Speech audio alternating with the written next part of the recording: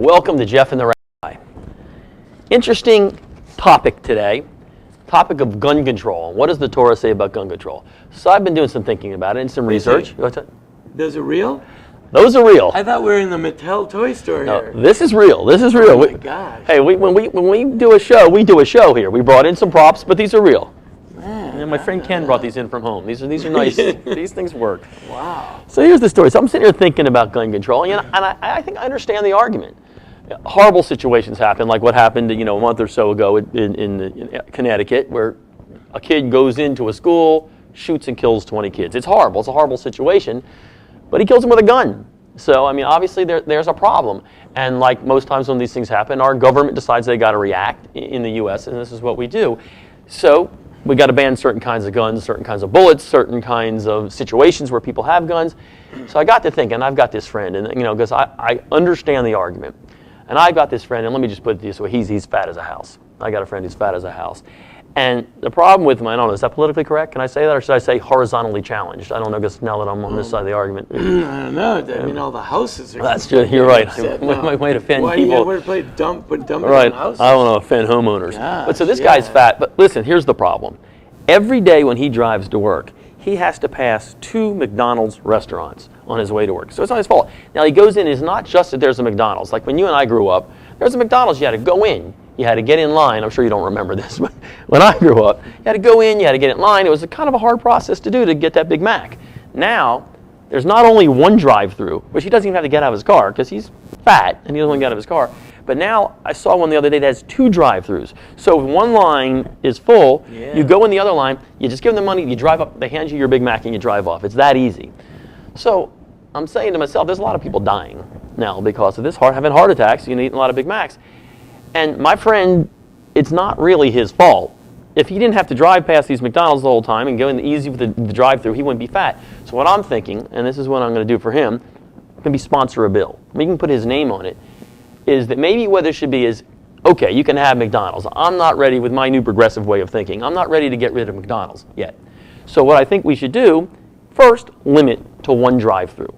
1 drive-through McDonald's, I think that's fair. Who needs 2 drive-throughs? And no one would argue with the fact that you don't need 2 drive-throughs at McDonald's. 2, I think that what we should say is that within a 10-mile radius, you probably only need 1 McDonald's. Mm-hmm. I'm not saying get rid of McDonald's yet. I just think that maybe you need 1 McDonald's. That way, on his drive to work, he's only going to be tempted once. So now I'm not saying, listen, if someone else dies of a heart attack, then maybe we'll have to go and get rid of the other drive-through and whatever. But for right now, I think that's a fair argument. And it makes sense with the gun, the same thing with the gun argument, no. So I think it's not a bad idea. I don't know. I think you're being much too radical. Why don't we just limit the size of the soft drinks? We'll start off by limiting the size of the soft That's already being, I'm okay with that because it's already being done. But there's another thing too also. We could limit the fact that if you're over, forget it, everybody we have to be fair. You should only be able to get 1 Big Mac, not 2. So that's, do you need 2 Big Macs? And you're right about the soft drinks. We shouldn't be able to supersize anything. Then we wouldn't have any more heart attacks. Right. Well, I know you being a religious guy, you don't like it. Like if the rabbis in the Talmud come out on the other side, I know you don't like that. No, that would be a problem for me. Right. But and my guys. The way we do it is we try to understand what the Torah say, we understand what the rabbis said, and then we try to, let's say, make policy or figure out what we can figure out. So first thing we do, whenever we have any of these situations, there's something went wrong, something is going wrong. How are we collectively going to respond to that? That's the problem, right? That is definitely the problem. So we know we got shootings, we know that's bad, we know it's not tolerable, and we know we have to respond. So now we have a debate about how to respond. We have spoken about this actually in this setting. We've spoken about before that, in my humble opinion, the debate is completely missing the point. Totally, the debate about guns, not only is it missing the point, it's a smokescreen that is deceiving the country and preventing the country from tackling the real problem. Are you trying to say that sometimes progressives are using arguments that are not the actual arguments and don't make the case? So they're not using the arguments, and of course, then the gun control Right. people are responding, and then it becomes this whole argument about like freedoms and Right. rights and the Constitution and the Second Amendment and all this type of stuff, Right. which everyone's arguing about. The bottom line is that they're not doing anything to prevent further killings, and they're not doing anything to prevent the type of people, creating the people who killed all those kids. Whoa, whoa, whoa, whoa. Can I just stop you right here? Are you trying to say then the people killed the kids or the gun just kills the kids? Because that's where I'm getting a little confused. So we know clearly that the guns control, that the people kill the kids. Not the gun. They use the gun, but it's the people that killed the kids. That much, I agree with all the gun control people. However, the debate that everyone is fighting about, you see what the gun control people say. You can't take away our guns, inhibiting the freedoms and all that type of stuff.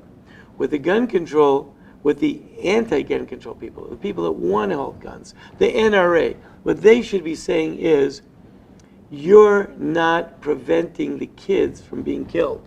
Right, right. What they're instead saying is, I have a right to have my gun.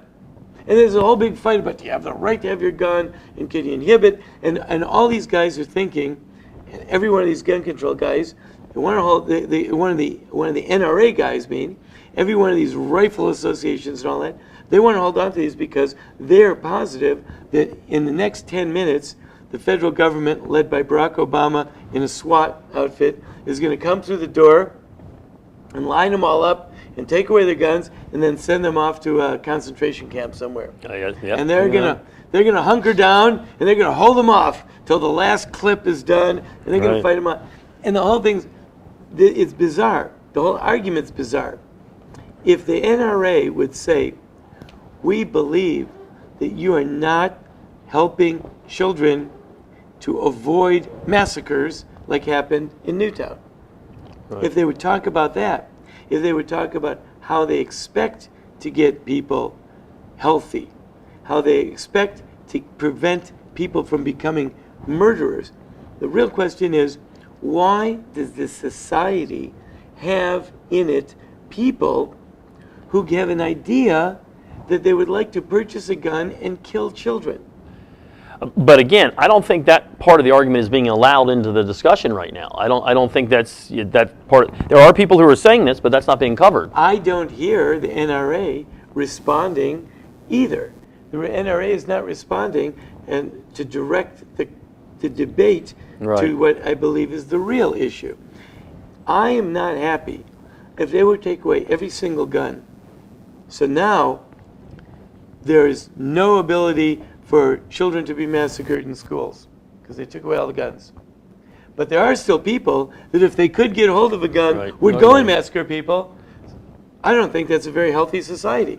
I don't want to be sitting on the bus next to some guy that if he could get a hold of a gun, but he can't, he would go massacre children. It's not very healthy because that guy's going to do something bad anyway. Right. And we're not addressing that. No one's talking about it. And the reason no one's talking about it is because no one wants to do the things that would really affect the society, which would entail a limitation of rights and freedoms. Okay. And that would be getting to issues that have to do with the influences that we put on the media, on our billboards, the type of art and the type of literature that is available to people. It's so cute. I happened to see a little bit of the back and forth debate about gun control. And then it was over, and on came an advertisement for Die Hard 2. Or Die Hard, I think it's like 4 or 5 by now. Whatever they are. Yeah. I didn't even see the first one. Right. But all I saw was like lots of explosions. Right. Lots of bodies like flying out of explosions. And the guy walking around with a gun going. That looks cool too. So cool. It is. Right? So there is a certain element of people that are going to be influenced by that. And I can prove to you that they're going to be influenced by that because the people that made the movie know that they would sell tickets. That's really if good people point. wouldn't be influenced by that, they wouldn't make that movie. So they know that that's going to tap in to the visceral feelings of a certain element of people who are going to want to buy that gun and then go out and go do, do, do, do, do, do, do. Now, you could either stop making the movie or try to keep the guns away from them. Or is there another solution? Because I'm with you. I totally agree with what you're saying, but I don't want to go as far as saying we shouldn't be watching these movies anymore. We got to ban these movies. We got to ban these video games. We got to ban these advertisements. Is there another discussion to be had? Because that's you're making like there's only one choice or two choices: ban the guns or ban the media. There is a you have to take an approach. You're banning the guns, so you went after. Like I agree, as the NRA will tell you, it's not the guns that kill; it's the people that kill. So now you ban the guns, but you still got all these sick people who are getting sicker and sicker. And they'll come up with some other way to express their sickness. Okay, so you ban the guns. But if you tackle the harder problem, which is to change the mentality. Listen, what do they do with cigarettes? Same thing they did with cigarettes, right? They start putting pictures out of people that have cancer. True. That is true. They start talking about it. So they show all the horrors of what happens to it. It's an entire mentality. It takes a generation. That's actually a good point with the cigarettes. But now you walk through the airport, and then they have that little cage. Right, the poor little people locked in the cage. Right. Ken, you've been there, right? In the cage, yes. And I saw a classic one. Right. I saw a classic of classics.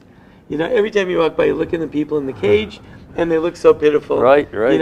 And you wonder, like, don't they realize that they look so pitiful? Right. But they put them in the cage because they want everyone to look at them and see that they're pitiful. There was a lady behind the glass, sitting and smoking. Her kid in the stroller is outside the glass, and he's waving to his mommy, who's sitting just behind the glass, having her cigarette, and she's waving to him, and he's waving to her.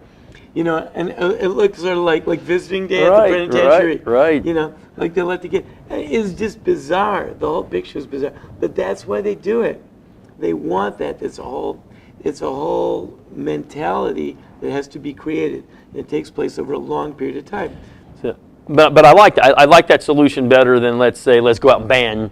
Let's go ban cigarettes. I mean, again, they could ban if they wanted to, but it was a marketing campaign. It was a whole generation of a marketing campaign, and now cigarettes, like my kids, they don't even think about smoking cigarettes. You can't ban cigarettes. Right. You have to change attitudes. I agree with you. And therefore, we have to change people's attitudes. There's a wrong and an unhealthy attitude that people in the country have a feeling that they'd like to go create this harm.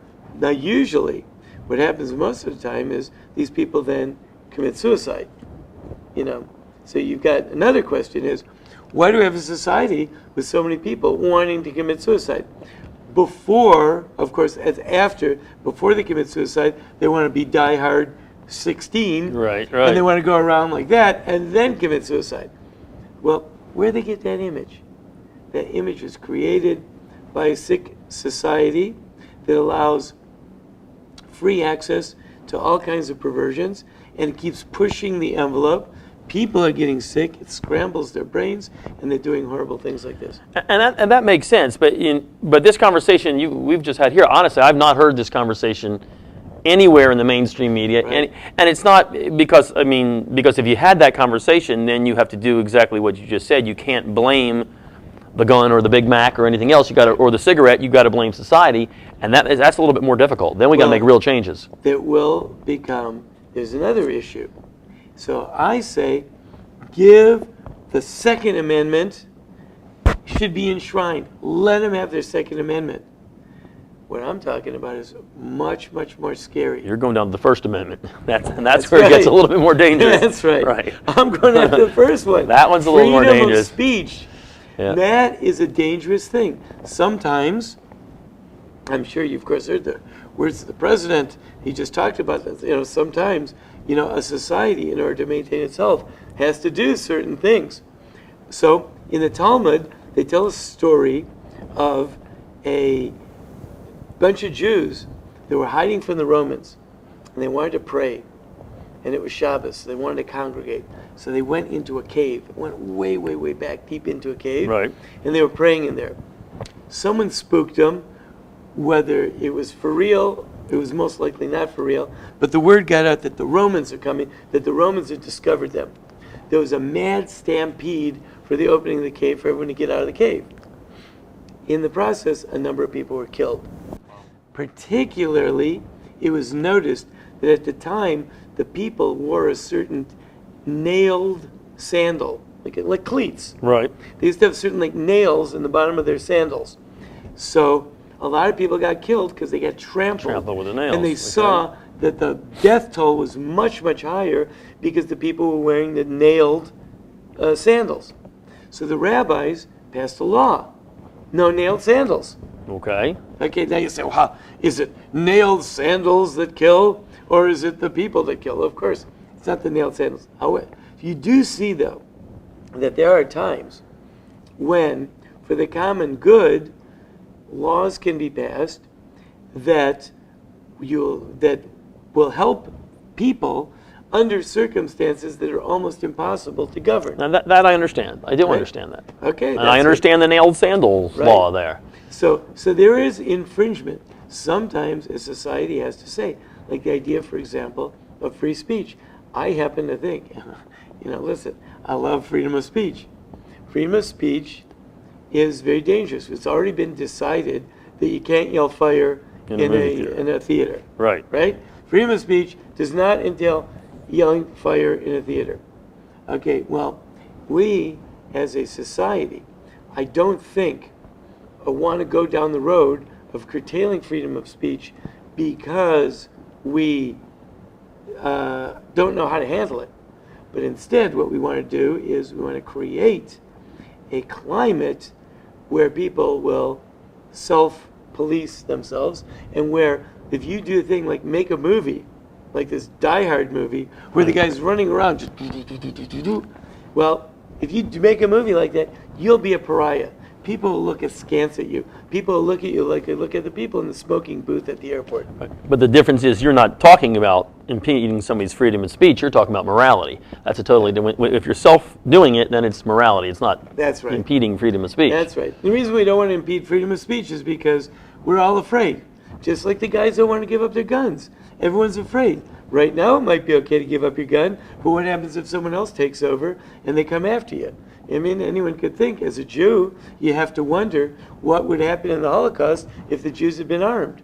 Would have been a different story. Right. Maybe a lot of them would have died, but I know for sure that after the first town or two, the Nazis would have had to step back and say, well, we're going to have to figure out a different plan. This was or not maybe as easy. maybe this is just not going to be cost effective or something. Right. Right. Right.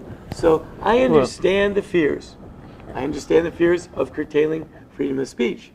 But the country has to grapple with the idea of curtailing the thoughts and the speech that makes people crazy to want to do the type of things that they're doing. I mean, and I agree with you. The problem is, again, I don't think that discussion is even being held anywhere. I don't think we're even talking about it. But that's truthfully what it is. I mean, I've seen some of the video games, and again, I don't want to ban video games, but I've seen some of the video games where, you kill 100 people in an afternoon if you're good to the game.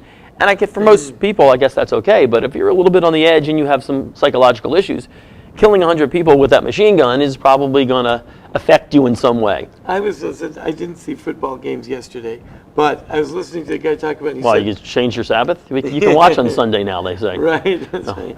So he said that on a certain play, the guy got blown up. He got blown up on that play. They were amazed that he was even standing for the next play. It was like the most amazing play. He was totally blown. The guy said 3 times. He was blown up on the play. Right. And everyone like, wow. That's pretty darn good if you get blown up. Like, blown up. Wow. I like to see that one. Just like, and everyone, let's see that good hard hit. But there are attitudes, and it makes people.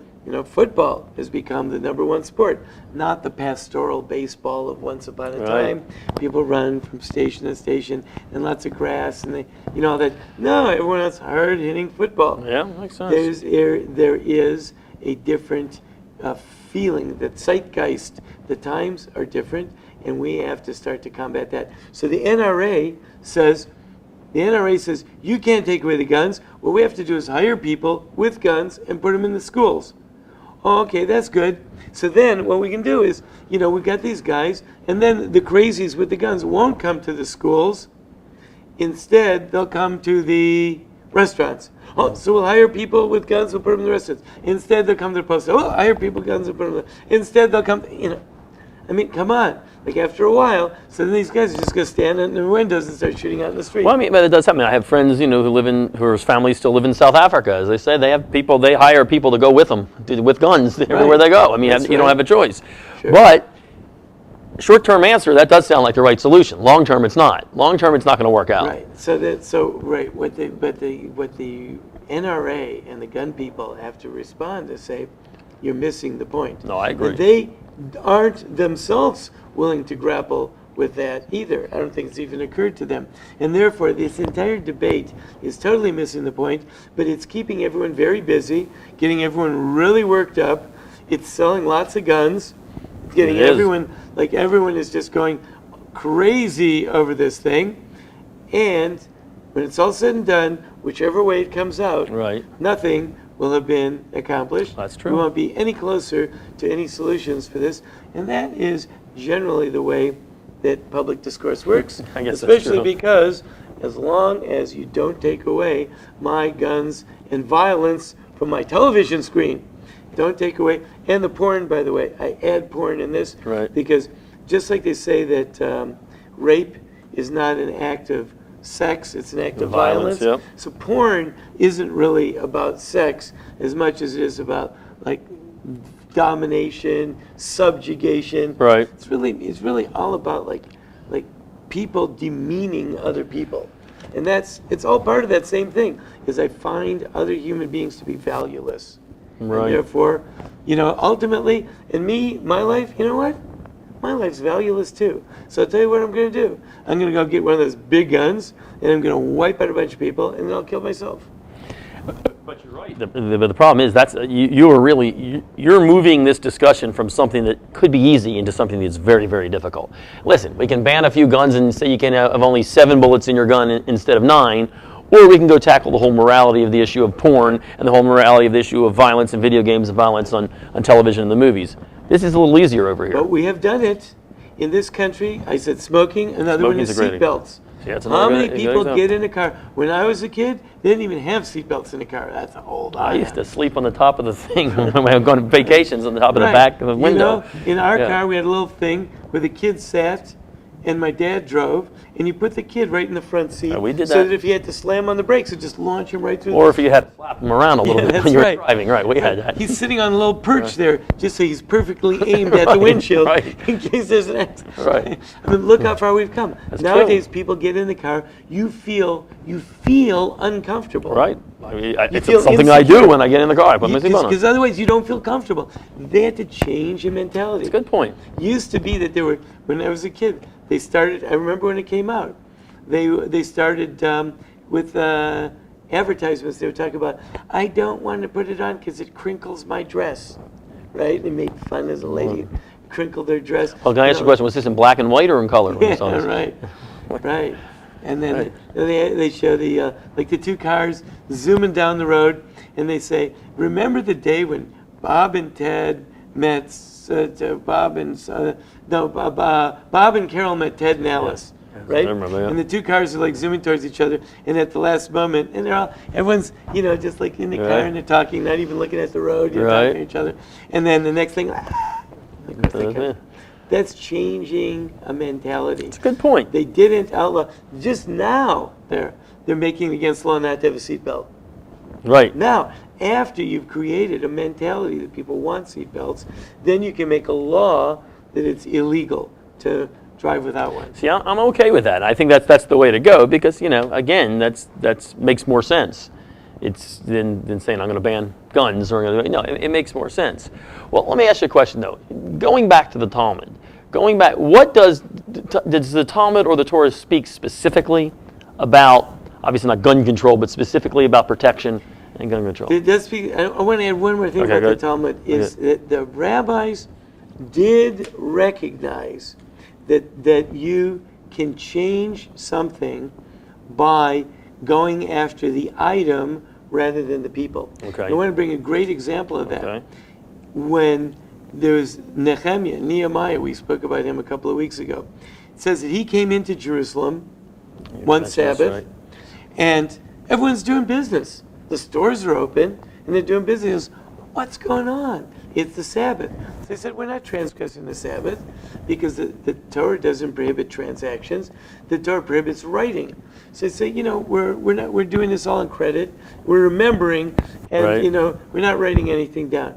So he says, it don't look like the Sabbath to me. So you know what he did? He forbid handling money on the Sabbath. Okay. All right. Money. He didn't say you shouldn't do transactions, you shouldn't go to the movies, you shouldn't. He just forbid money. And then he made all these laws against handling money. Well, once you can't handle money, that really changes the whole nature of your day. No reason to go out and do business. Where are you going to go? You're not going to go, Right. You guys can't hang around that, can't handle money. Right. Can't go to the store, can't do anything. So he made money not handleable. You're not allowed to handle it. Well, so there is an idea of going after that, going after the item rather than the attitude. But it comes along with an entire psychology that he had to bump up. He said, this is the Sabbath, this is the way it's supposed to be. And most importantly, he knew that the people really wanted to do what was right. They wanted to do what was right. So therefore they were willing to forego, let's say, the money on the Sabbath because they really wanted to observe a Sabbath. What we first have to do is create a climate in the country where people want to do what's right. And then after that, we'll see what should be the proper legal safeguards, banning certain things or whatever, that would bolster that. But you have to put in place the psychology. And that makes sense. So the bottom line is, I guess like always, we're getting back to the Torah. Listen, if people had the morality, had the right thought to begin with, this probably wouldn't be an issue. We wouldn't be watching movies with Die Hard. But yeah, it makes a lot of money, though, those movies, though. Yeah, they sure do. That could be an issue there. That might be a That's problem. Right. And by the way, there is a rule. You talk about like curbing pornography. Right. So people think, you're never going to curb pornography. When the cavemen, as soon as the guy figured out some kind of ink, he was probably drawing dirty pictures on the cave. And people have been doing that forever. There is a passage in the Talmud that says, Ein apotropos larayos. There is no way to safeguard against immoral behavior. And yet, the Talmud is full of all these safeguards against immoral behavior. So the answer is, for example, just been one of them, a man and a woman who are not married to each other are not allowed to be alone together. That's a good safeguard. Okay? Not allowed to be alone together. Now, assuming the man doesn't want to sin, he's not married to this woman, she's married to someone else, he's married to someone else. They're not allowed to be alone together. Because once you get involved in the circumstance, one thing leads to another, they have an attraction, there's no safeguard against immorality. But I just said it made a safeguard against immorality, don't stay in the room together. The answer is, one of them addresses people who don't want to break the law. You can make safeguards against people who don't want to break the law. If you say to the guy, do you want to commit adultery? No. You say to the woman, do you want to commit adultery? Absolutely not. Okay, here's what you do. Always be on the lookout. Never be alone in a room together with someone that's not your husband, with someone that's not your wife. Okay? That will work for people that want to keep the law. Now, because even people that want to keep the law might find themselves in a compromising position and their lust will take over. But people who want to break the law, if a guy wants to commit adultery, he's going to find someone to commit adultery. He's not going to follow that law, is he? He's not going to follow that. He's not going to follow that law, and he's going to go out and he's going to find someone to commit adultery with, period. That's it. So therefore, those laws won't help. So taking that a little further, what you could be saying, so the bottom line, like when we look at gun control, we can do, I guess, we're running this immorality we're talking about. We can do anything we want. We can limit guns. We can take guns away. We can tell people, don't make porn movies. But the point is, if the criminal or the person without the morality wants to watch the porn movie, or the criminal has the gun, you can make any law you want, And it's not going to do any good. Right. So we have to stop and take a long look at our society and ask ourselves, why is this society as a whole producing so many people that want to commit such heinous crimes?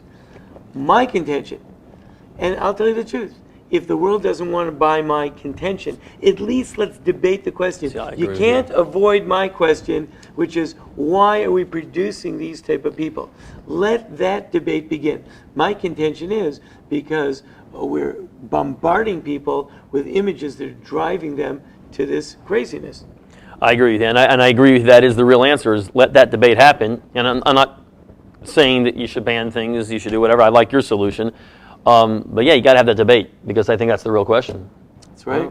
All right, Thank good. you. All right, well, so that worked out pretty good.